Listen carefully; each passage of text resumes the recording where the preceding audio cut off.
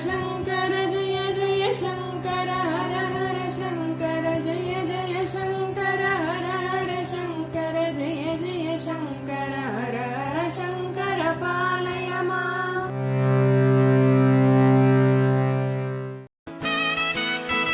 Mahasankara matrimony மிகவும் மேம்படுத்தப்பட்ட online திருமணப்பதிவு இணையதளம்.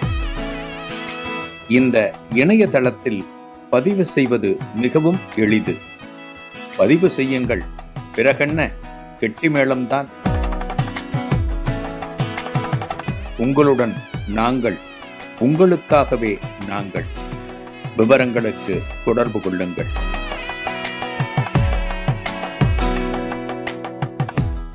ஸ்ரீ குருபியோ நமக. ஓம் காஞ்சிவாசாய வித்மகே சாந்தரூபாய திமகி தன்னச்சந்திரசேகரேந்திர பிரச்சோதியாத். எல்லாருக்கும் நமஸ்காரம். மகாபரிவா மகிமை அனுபவத்தில் நம்ம இப்போ பார்த்துட்டு இருக்கிறது, பெரியவா பெர்ஹாம்பூரில் கேம்ப் இருக்கார், உபவாசம் இருக்கார், சாப்பிடாமல் இருக்கார், பிக்ஷை எடுத்துக்காமல் இருக்கார். இந்த விஷயம் யாருக்கும் தெரியாமல் பார்த்துக்கிறார். மடத்தில் கஜானா ராமச்சந்திரையர் அப்படின்னு ஒருத்தர் இருந்தார். அவர் பேர் ராமச்சந்திரையர். கஜானா, நமக்கு கஜானானா என்ன தெரியும்? ராஜா காலத்தில் சொல்லுவார், கஜானாவில் என்ன இருக்குது அப்படிம்பார், கையிருப்பு இருக்கா அப்படிம்பார். கஜானான்னா கல்லாப்பட்டி, நிதி நிலைமை. காசு பணம்லாம் இருக்க, காசு பணம்லாம் சௌகரியமாக இருக்க. கஜானா, உன் கஜானா எப்படி இருக்குது? அரசாங்க கஜானா அப்படின்னா அரசாங்கம் சௌகரியமாக இருக்க, செல்வச் செழிப்போடு இருக்க அப்படின்னு அர்த்தம். மடத்தினுடைய நிதி நிர்வாகத்தை பார்த்தவர் ராமச்சந்திரையர். அதனால் அவருக்கு பேரே கஜானா 2-3 ராமச்சந்திரையர்லாம் இப்போ உண்டு. ஸோ ஒரு ராமச்சந்திரையர்லேருந்து இன்னொருத்தர் வித்தியாசப்படுத்தணும்னு இப்படி சொல்லுவா, கஜானா ராமச்சந்திரையர் அப்படின்பா இல்லையா? நம்ம அப்படி தானே பண்ணுறோம். ஒருத்தருக்கு ஒரு டிஃப்ரென்ஷியேட் பண்ணணும் அப்படின்னா, ஒரே ஸ்கூலில் 2 பசங்க இருக்கான்னா, இளங்கோங்கிற பேரில் இருக்கான்னா, அவன் ஒருத்தன் குள்ளமாக இருப்பான், அவன் குள்ள இளங்கோ, அவன் உயரமான இளங்கோ அப்படின்னு பேர் வச்சுருப்பேன். குள்ள இளங்கோ வந்துட்டானா அப்படின்பா. இல்லைன்னா கருப்பாக இருக்கானா, கருப்பு இளங்கோ வந்துட்டானா, சேப்பு இளங்கோ வந்துட்டானா அப்படி ஏதோ அந்த மாதிரி ஒரு டிஃப்ரென்ஷியேட் பண்ணி வச்சுருப்பான். இளங்கோன்னா 2 பேரும் திரும்புவான். அதுபோல் ராமச்சந்திரருக்கு ஒரு கஜானா ராமச்சந்திரன்னு பேர் இவருக்கு. இவருக்கு விஷயம் தெரிஞ்சுது, மடத்தில் கஜானாங்கிறது முக்கியம். அது நிதி நிர்வாகங்கிறது ரொம்ப முக்கியம். ஒரு ஸ்தாபனம் அப்படின்னாலே இந்த ஸ்தாபனம் இயங்குவதற்கு என்ன முக்கியம் அப்படின்னா நிதி நிலைமை. அந்த நிதி சம்பந்தப்பட்ட இடத்துல இருக்கிறவர் சகலவிதமான ஞானங்களையும் வச்சுருக்கணும். ஒரு சாதாரணமான ஒரு ஆளாக இருக்கக்கூடாது, நல்ல ஞானவானாக இருக்கணும், விஷயம் தெரிஞ்சவராக இருக்கணும். ஞானவானை விட விஷயம் தெரிஞ்சவராக இருக்கணும். அவரைத்தான் அந்த நிதி நிலைமை அந்த இடத்துல உட்காத்தி வைப்பார். இன்றைக்கி என்ன சொல்கிறோம், கம்பெனியில் சிஎஃப்ஓங்கிறோம், சீஃப் ஃபைனான்ஷியல் ஆஃபீஸர் அப்படிங்கிறோம். அவருக்கெல்லாம் ரொம்ப மரியாதை இருக்கும். ஒரு சிஎஃப்ஓன்னா மரியாதை இருக்கும். முதலாளியே அவர்கிட்ட பார்த்து, சார் நமஸ்காரம் எப்படி இருக்கீங்க அப்படின்பார். ஏன்னா அவர் தான் கம்பெனிக்கே வருமானத்தை கொண்டு வரவர். முதலாளி சௌக்கியமாக இருக்காருன்னா அதுக்கு காரணமே சிஎஃப்ஓ தான். இன்றைக்கி இந்த கம்பெனியில் ஏதான விசேஷம், ஒரு சம்பளம் போடணும், போனஸ் போடணும், இன்சென்டிவ் கொடுக்கணும், ஒரு செலவு, ஒரு வரவுன்னா அவர் தான் எல்லாவற்றுக்கும் போட்டு மண்டையை போட்டு குழப்பிக்கணும். சாதாரணம் இல்லை. ஒரு ஃபைனான்ஸ் சம்மந்தப்பட்ட உத்தியோகம்னா சாதாரணம் இல்லை. முதலாளி எதிர்பார்த்துட்டே இருப்பார், நீ வருமானம் கொடுத்துட்டே இருக்கணும் கம்பெனிக்குன்னு எதிர்பார்ப்பார்.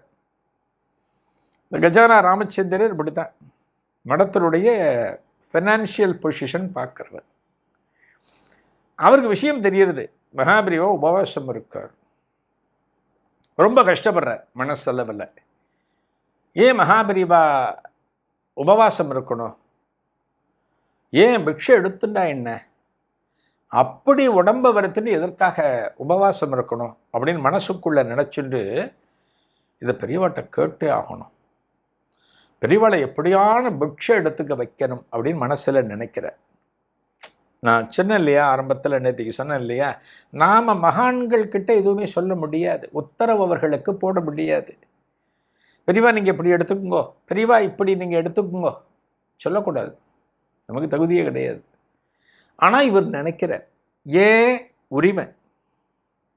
பெரியவா ஜெகத்குரு, அந்த ஜெகத்குரு சாப்பிடாம இருக்கார், பிக்ஷை எடுத்துக்காம இருக்கார் அப்படின்னா அது எவ்வளவு கஷ்டம் லோகத்திற்கு. அவர் நன்னா இருந்தால் தானே நாம் நன்னா இருக்க முடியும். அவர் பிக்ஷையே எடுத்துக்கல, மடத்தில் இருக்கிற நாமெல்லாம் சாப்பிட்டுட்டு இருக்கோமே அப்படின்னு அவர் நினச்சி இந்த மகான பிக்ஷாபந்தனம் எடுத்துக்க வைக்கணும், இந்த மகானை சாப்பிட வைக்கணும் அப்படின்னு நினைக்கிறார் கஜானா ராமச்சந்திரய்யர். ஒரு நாள் போகிறார், பெரியவாளை சுற்றி ஒரு 4-5 பேர் உட்காந்து பேசின்னு இருக்கார். மெல்ல போயிட்டு பெரியவாள் நிற்கிறார். பெரியவாளுக்கு நமஸ்காரம் பண்ணுறார். என்ன அப்படிங்க பெரியவாட்ட கிட்ட போய், பெரியவா பிக்ஷாபந்தனமே நீங்கள் எடுத்துக்கலையா கொஞ்ச நாளில்? பிக்ஷாபந்தனம் எடுத்துக்கணும் பெரியவா அப்படின்னு அவர் பேசுகிற போது பக்கத்தில் ஒருத்தர் இருக்கார் இல்லையா, யாரோ 4-5 பேர் உட்காந்துருப்பா பெரியவாளை பார்க்கறதுக்காக. அவகிட்ட டக்குன்னு பெரியவா, அப்புறம் நீங்கள் அன்றைக்கி ஒன்று சொன்னேலே அந்த ஊரில் ஏதோ வயல் ஏதோ, அது என்னது அப்படின்னு பேச்சை மாற்றிடுவேன். கஜானா ராமச்சந்திரிய பக்கம் திரும்பவே மாட்டார் பெரியவா. நமக்கே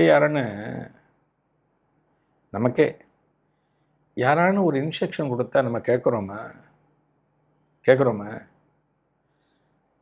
நீ யாரா எனக்கு சொல்கிறதுக்கு? நான் செய்கிறதெல்லாம் சரிதான், எனக்கு தெரியும், போ. மனசுக்குள்ளே மைண்ட் வாய்ஸ் ஓடுறது இல்லையா? இந்த காலத்தில் நமக்கு என்ன பிடிக்கலன்னா, நமக்கு யாருமே அட்வைஸ் பண்ணக்கூடாது எல்லாம் நினைக்கிறோம். அப்படின்னா நம்ம அத்தனை பேர் என்ன பிறவி மேதைகளா? நமக்கு யாருமே அட்வைஸ் பண்ணக்கூடாது, நமக்கு யாருமே உத்தரவு போடக்கூடாது, நமக்கு யாருமே நீ இப்படித்தான் நடந்துக்கணும்னு சொல்லக்கூடாதுன்னா என்ன அர்த்தம்? அது நம்மளே எப்படி இருக்கோம்? மகாபெரிவட்ட போய் சொல்லலாமா, பெரியவா நீங்கள் பிக்ஷை எடுத்துக்கணும்? ஏன் அவருக்கு தெரியாத பிக்ஷை எடுத்துக்கணுமா வேண்டாமா? அவருக்கு தெரியாத? அவரை நடமாடும் தெய்வங்கிறோம், சர்வேஸ்வர ஸ்வரூபங்கிறோம், கலியுக தெய்வம், கண்கண்ட தெய்வம்ன்றோம். அவர்கிட்ட போய் சொல்ல முடியுமா? இவர் சொல்லிட்டார். என்ன இவருக்கு பெரியவா மேலே ஒரு அக்கறை, வேறு ஒன்றுமே இல்லை. பெரியவா வேறு விஷயத்தை பேசிட்டார், போயிட்டார். இதுக்கு மேலே இங்கே உட்காந்துருக்க உடனே போயிட்டார் கஜானா ராமச்சந்திரியர். அப்புறம் 1 நாள் 2 நாள் கழித்து பெரியவாட்ட வந்து மெல்ல ஆரம்பிப்பார். பெரியவா வேறு யாரோ ஒருத்தரை கூப்பிட்டு ஏதோ ஒரு இன்ஸ்ட்ரக்ஷன் கொடுத்துருப்பார். நீ யாரா என்கிட்ட இதெல்லாம் சொல்கிறதுக்கு, நீ உன் வேலையை பார்த்துன்னு போ அப்படின்னு கஜானா ராமச்சந்திரிட்ட சொல்லாமல், அவர் சொல்ல வருகிற போதெல்லாம் அவர் பேச்சை இக்னோர் பண்ணி அவாய்ட் பண்ணி வேற ஒருத்தர்கிட்ட பேச ஆரம்பிச்சுடுவார் மகாபெரியவா. இது போயிட்டே இருக்கு. கஜானா ராமச்சந்திரரும் பார்க்குற ஒரு சந்தர்ப்பத்தில் பெரியவாளை எப்படியான பிக்ஷை எடுத்துக்க வைக்கணும் அப்படின்னு தீர்மானிக்கிறார். அதற்கான சந்தர்ப்பமும் அமைகிறது. இதன் தொடர்ச்சியை அடுத்த நிகழ்வில் காணலாம். நன்றி, வணக்கம்.